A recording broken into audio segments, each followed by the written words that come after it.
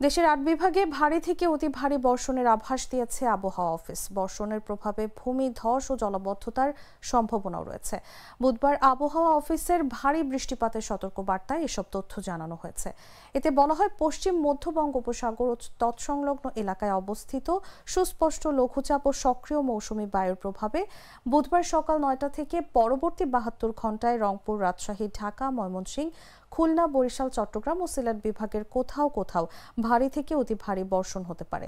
আবহাওয়া অফিসের সতর্কবার্তায় আরও বলা হয়েছে, ভারী থেকে অতি ভারী বর্ষণের কারণে চট্টগ্রাম বিভাগের পাহাড়ি এলাকার কোথাও কোথাও ভূমিধসের সম্ভাবনা রয়েছে। সেই সঙ্গে ভারী বর্ষণজনিত কারণে ঢাকা ও চট্টগ্রাম মহানগরীর কোথাও কোথাও অস্থায়ীভাবে জলাবদ্ধতা তৈরি হতে পারে।